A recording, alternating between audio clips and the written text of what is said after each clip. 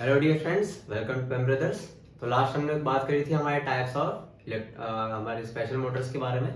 तो आज सबसे पहले मैंने आपको बताया था कि अब हम बात करेंगे थोड़ा सा बेसिक्स ऑफ सिंक्रोनस मशीन्स के बारे में। उतना हम डिटेलिंग में नहीं जाएंगे सिंक्रोनस मशीन के बारे में, वो मैं आपको इलेक्ट्रिकल मशीन में बहुत समझाऊंगा ही। सबसे पहले जानते हैं कि क्योंकि हम सबसे पहले हम पढ़ने जा रहे हैं सिंक्रोनस रिलक्टेंस मोटर, तो उसके लिए हम सबसे पहले जानना जरूरी है कि डी एक्सिस और क्यू एक्सिस कॉन्सेप्ट होता क्या है। तो उससे पहले हम जान लेते हैं कि सिंक्रोनस मशीन हमारी कितने टाइप की होती है और हम उसमें से कौन सा टाइप पढ़ेंगे। ठीक है, तो हमारी ये दो टाइप की होती है। जैसे सिंक्रोनस मशीन की बात कर लूं मैं, सिंक्रोनस मशीन, ठीक है, तो उसमें हमारे दो टाइप के होते हैं।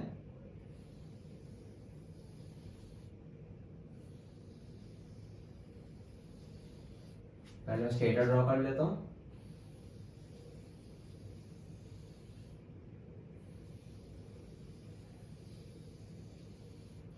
ठीक है, तो इसमें जो हमारा है वो एक सिलेंड्रिकल रोटर होता है, ये देखिए, या फिर राउंड रोटर भी बोलते हैं इसको, सिलेंड्रिकल रोटर या राउंड रोटर। ये हमारा स्टेटर हो गया।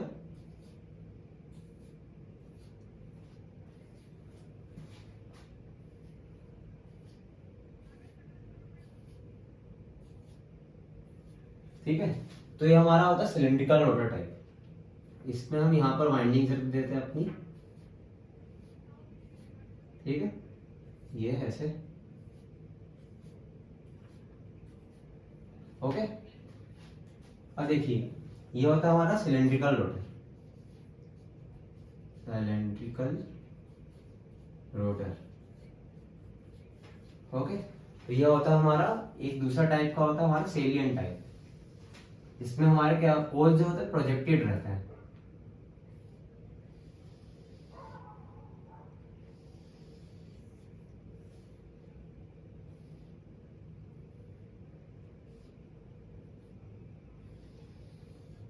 ठीक है, ये देखिए ऐसा हमारा प्रोजेक्टेड पोल्स रहता है।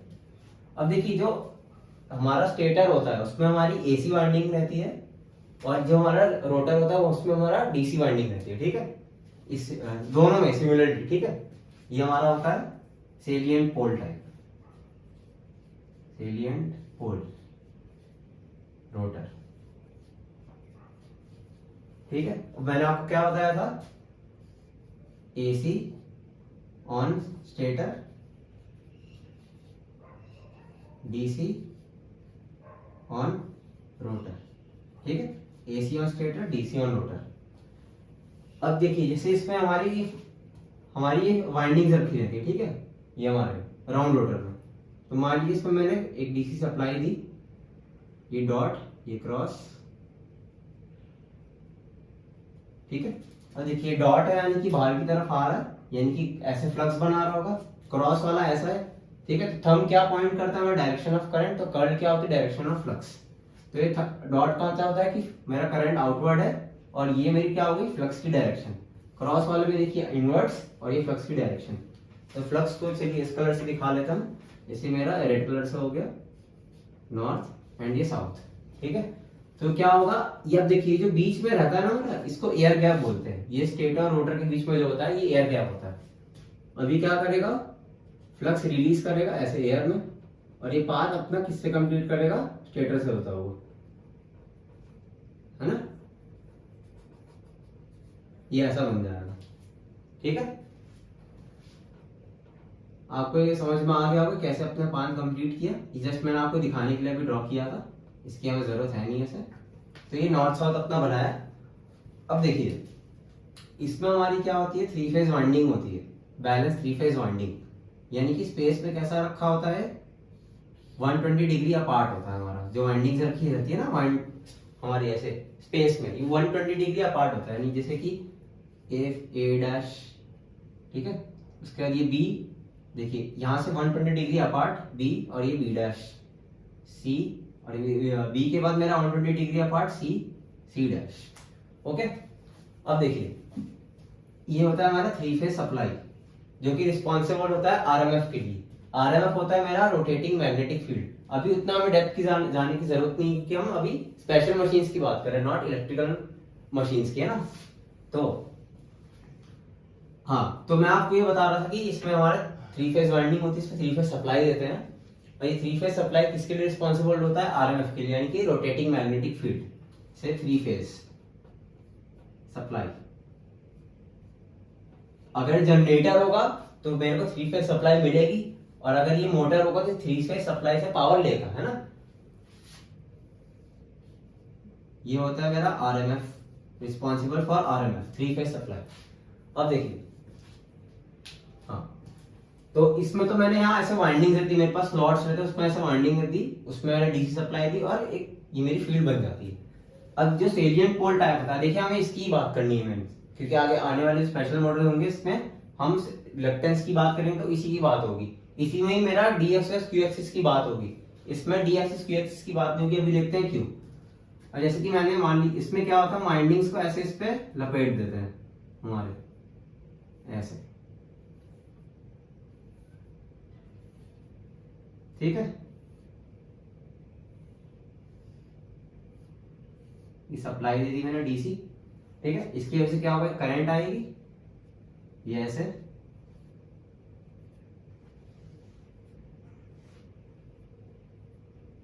और ये भी क्या होगा, ये इसको क्या बना दे, देखिए मेरा फेरोमैग्नेटिक मटेरियल रहता है, तो ये क्या बन जाएगा, इलेक्ट्रोमैग्नेट बन जाएगा। तो इसमें भी क्या बन जाएंगे, पोल्स, है ना। ये देखिए डायरेक्शन ऑफ करंट, अगर मेरा ये है करंट, तो थंब क्या पॉइंट करेगा, मेरा फ्लक्स, तो ये मेरा ऐसे बन गया, ठीक है।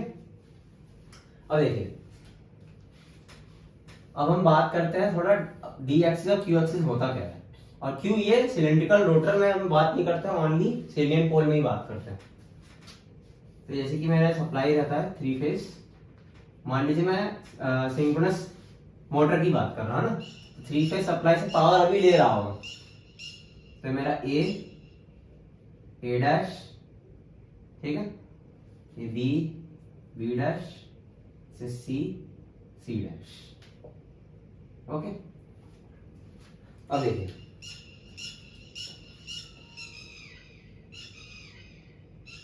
अब मैं क्या करूंगा, जैसे कि ये 3 फेज सप्लाई ले रहा है, ठीक है, तो मान, अब ये भी अपने स्टेटर में भी एक पोल बनता है ना, एक रोटेटिंग पोल, है ना, जिसको बोलता हूँ रोटेटिंग मैग्नेटिक फील्ड।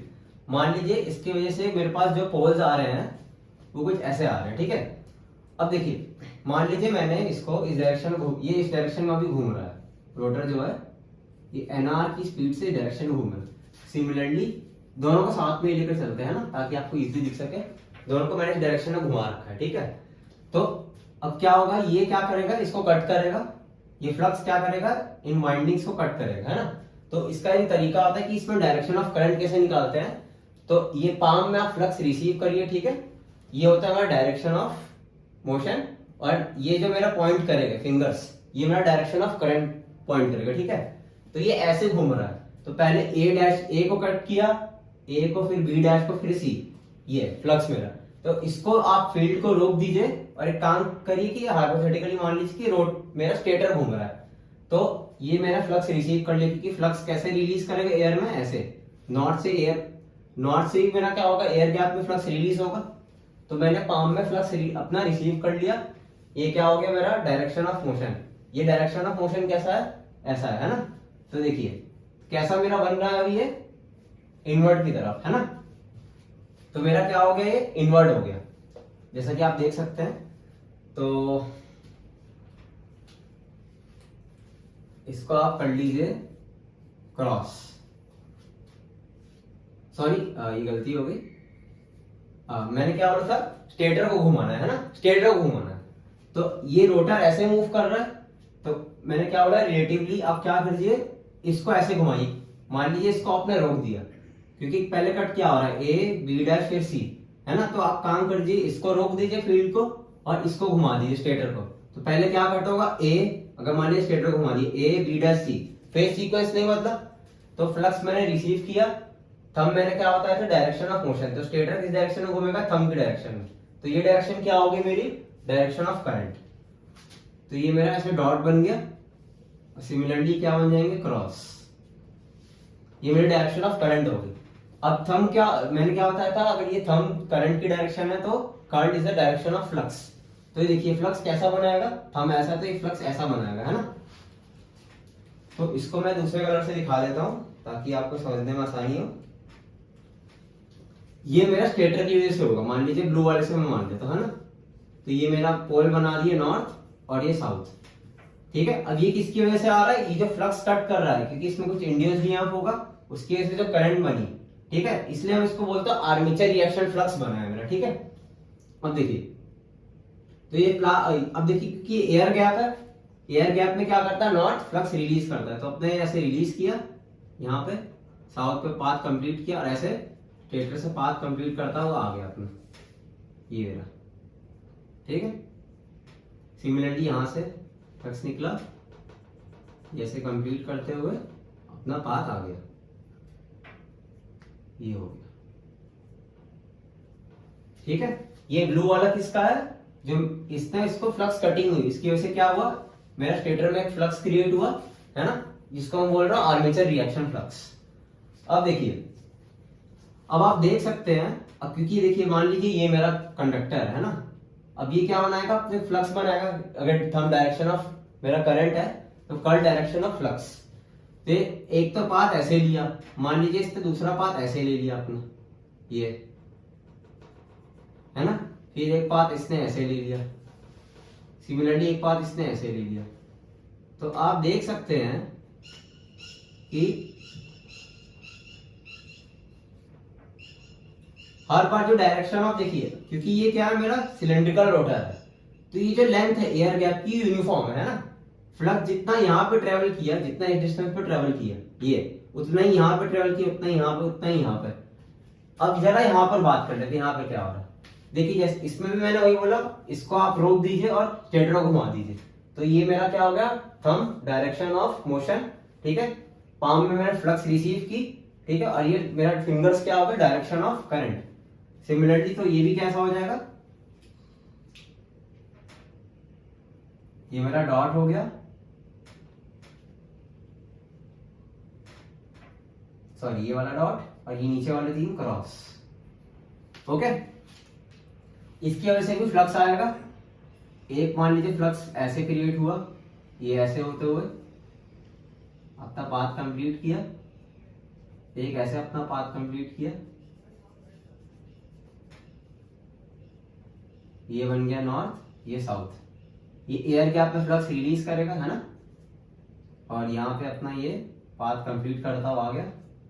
सिमिलरली यहाँ पे ऐसा अपना पाथ कंप्लीट करता हुआ आ गया फ्लक्स, ठीक है। आर्मेचर रिएक्शन फ्लक्स है। अब देखिए, एक तो ये पाथ हो गया, अब ये कंडक्टर क्या होते हैं, बहुत सारी फ्लक्स लाइंस बना रहा होगा ना अपनी इर्द गिर्द, एक ऐसे इसने पाथ ले लिया, एक ऐसे, ठीक है।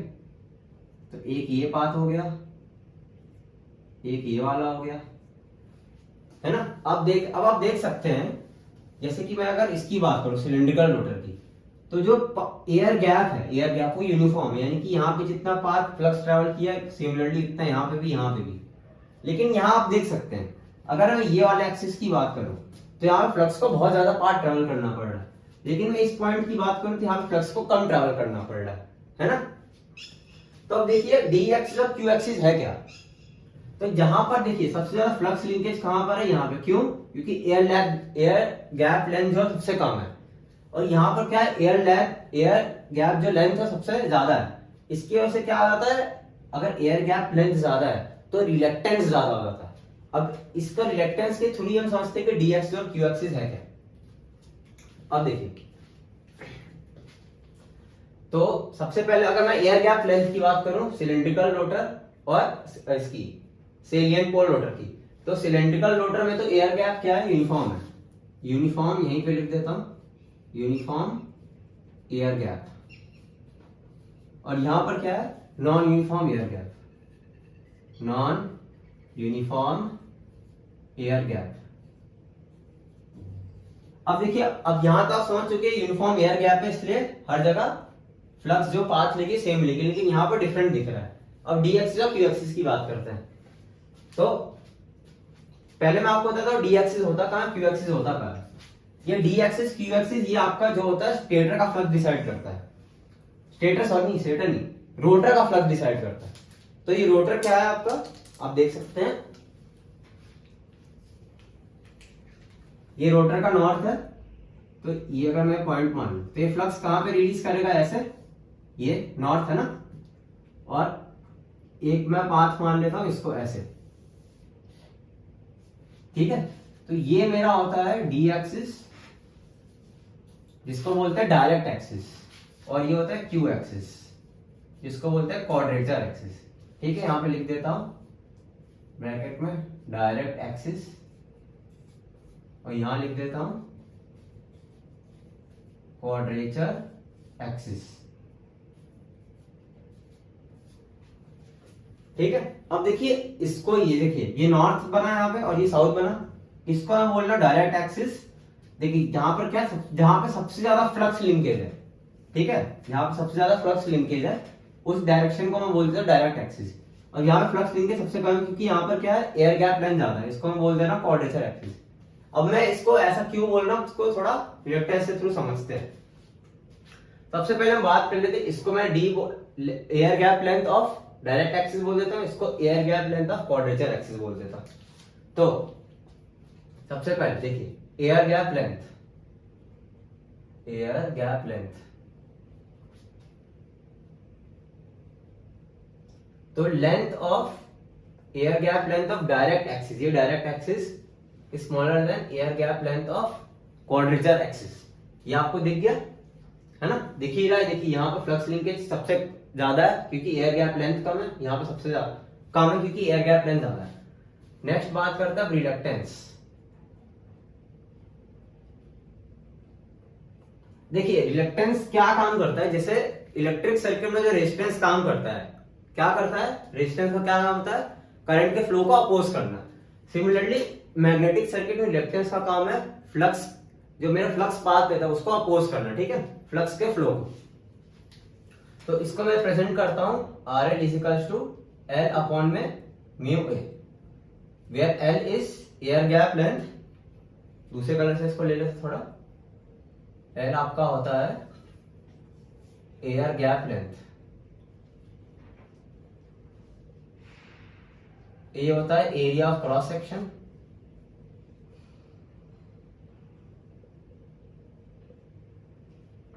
और म्यू होता है मैग्नेटिक परमिएबिलिटी ऑफ मीडियम।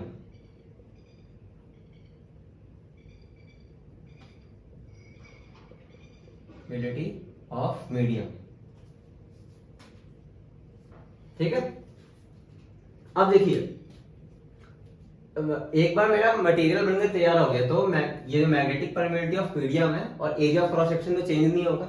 अब ये जो लेंथ है, ये लेंथ कौन सी है, जो फ्लक्स मेरा पाथ ले रहा है, तो आपको दिख रहा है एल ऑफ डी क्या है, एल ऑफ क्यू से छोटा है, और रिलक्टेंस क्या दिख रहा है, डायरेक्टली प्रोपोर्शनल टू लेंथ।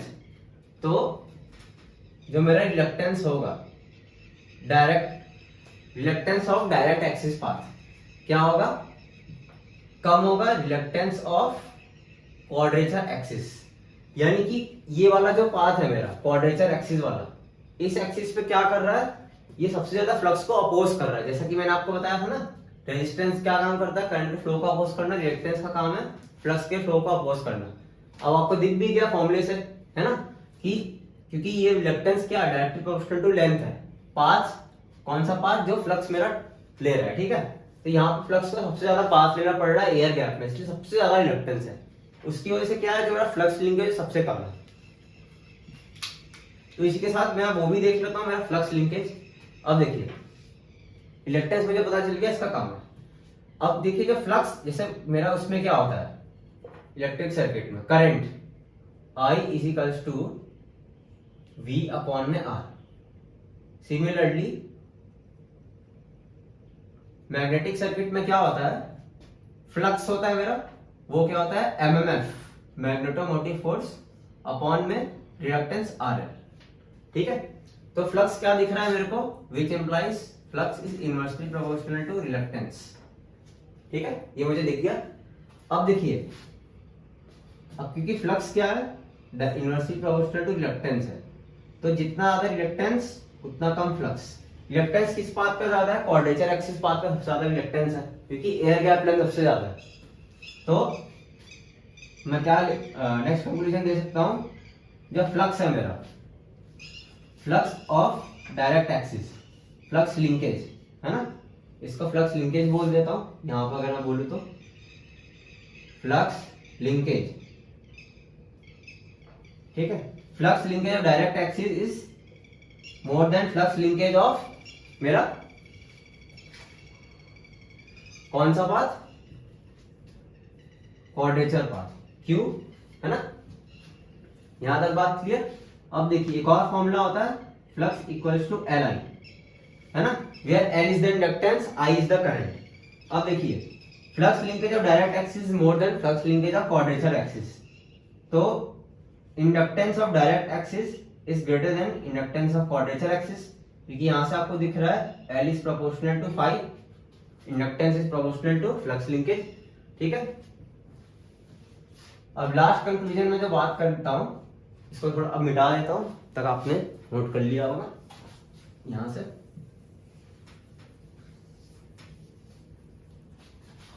अब देखिए, अब जो मेरा x होता है, ठीक है, इसको हम बोलते हैं इंडक्टिव रिएक्टेंस, ये होता है मेरा ओमेगा एल, और इसका मतलब क्या, जो मेरा इंडक्टिव रिएक्टेंस है प्रोपोर्शनल टू द इंडक्टेंस हो गया। तो inductance of direct axis is greater than inductance of quadrature axis, तो xd is greater then x cube, ठीक है। लेकिन अगर मैं इसकी बात करता सिलेंड्रिकल रोटर की, तो यहां पर आपको क्या दिख रहा है, xd is equals to x cube, क्योंकि एयर गैप लेंथ क्या है, दोनों पूरा यूनिफॉर्मली डिस्ट्रीब्यूटेड है, लेकिन यहां पर क्या दिख रहा है, xd is greater then x cube. तो इसी डिफरेंस को हम बोलते हैं xd माइनस x क्यूब जो आता है, ठीक है, इसको मैं बोलता हूं सेलियंसी, और इनका जो रेशियो होता है xd बाय x क्यूब, इसको बोलता हूं सेलियंसी रेशियो, सेलियंसी रेशियो। अब देखिए सेलियंसी रेशियो जितना ज्यादा होगा, मैक्सिमम जितना मैक्सिमम होगा, ठीक है, उतना क्या मिलेगा मेरे को, मोटर की बेटर परफॉर्मेंस। तो जो हम आने वाले अपना रोटर कंस्ट्रक्शन वगैरह की बात करेंगे, इसमें हम यही देखेंगे कि कैसे हम अपने सेलियंसी रेशियो को और बेटर बना सकते हैं, ठीक है। तो आप, आई होप आपको ये concept of direct axis and quadrature axis समझ में आ गया होगा। एक बार लास्ट कंक्लूजन दे देते हैं। मैंने क्या किया, जो मेरा रोटर उसमें एक डीसी सप्लाई दी और इसको घुमा दिया एक एनआर स्पीड से, है ना। अब इसकी वजह से क्या होगा, फ्लक्स कटिंग हुई, स्टेटर में जो वाइंडिंग रखी उनमें फ्लक्स कटिंग हुई, उसमें क्या हुआ, उसकी वजह से इंड्यूस ईएमएफ होने की वजह से करंट बढ़ी, उस करंट की वजह से क्या हुआ, इसमें भी स्टेटर में भी फ्लक्स बनी, इसको मैं बोल रहा हूं आर्मेचर रिएक्शन फ्लक्स। अभी आर्मेचर रिएक्शन फ्लक्स क्या है मेरा, अगर मैं सिलेंड्रिकल रोटर की बात करूं तो इक्वली पाथ लेगा एयर गैप में, क्योंकि यूनिफॉर्म एयर गैप है। लेकिन यहाँ पर क्या है, नॉन यूनिफॉर्म एयर गैप होने की वजह से ये डायरेक्ट एक्सिस कौन सी होती है मेरी, जहां पर जो ये मेरा रोटर है, रोटर जहां पे फ्लक्स रिलीज कर रहा है ना। अब देखिए जैसे जैसे मैं आगे बढ़ता जाऊंगा, यहां पर जैसे जैसे आगे बढ़ता जाऊंगा, ये फ्लक्स ज्यादा, देखिए फ्लक्स का पाथ क्या हो रहा है, बढ़ता जा रहा है, ठीक है। अब देखिए फ्लक्स का पाथ तो यहाँ पे भी तो रिएक्टेंस ज्यादा, अगर मैं इस पाथ की बात करूं, ये वाला पाथ, यहाँ भी तो रिएक्टेंस ज्यादा है, लेकिन सबसे ज्यादा रिएक्टेंस कहां पे ऑफर हो रहा है, इस वाला डिस्टेंस पे। क्यों, क्योंकि यहाँ पे देखिए एयर गैप लेंथ सबसे ज्यादा है ना। यहाँ पर क्या हो रहा है, धीरे धीरे एयर गैप लेंथ कम होते जा रही है, फ्लक्स लिंकेज बढ़ता जा रहा है।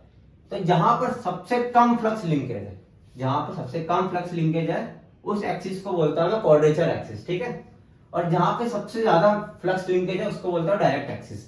तो यहां लिख भी देता हूं, जहां पर मैक्सिमम फ्लक्स लिंकेज है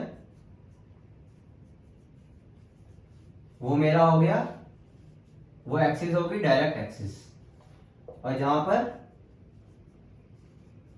मिनिमम फ्लक्स लिंकेज है वो क्या हो गया, क्यू एक्सिस, ठीक है। और आपको समझ में आ गया होगा कि डायरेक्ट एक्सिस और क्वाड्रेचर एक्सिस हमने क्यों इसको दो अलग अलग बांट दिया, क्योंकि आप देख पा रहे हैं जो मेरा रिएक्टेंस है ना। बेसिकली अगर मैं सिलेंड्रिकल रोटर की बात करता हूं तो सिंपली एक ही रिएक्टेंस से शो कर देते हैं एक्सेस, जो कि होता है सिंक्रोनस रिएक्टेंस, क्योंकि एयर गैप लेंथ यूनिफॉर्म है। लेकिन यहाँ पर ऐसा नहीं है, यहाँ पर सिर्फ एक्सेस से डिनोट नहीं कर सकते, इसलिए हम इसको दो से डिनोट कर देते हैं। तो XD मेरा होता है क्वाड्रेचर एक्सिस सिंक्रोनस रिएक्टेंस, और XQ होता है मेरा क्वाड्रेचर एक्सिस सिंक्रोनस रिएक्टेंस। तो XD मेरा होता है डायरेक्ट एक्सिस सिंक्रोनस रिएक्टेंस,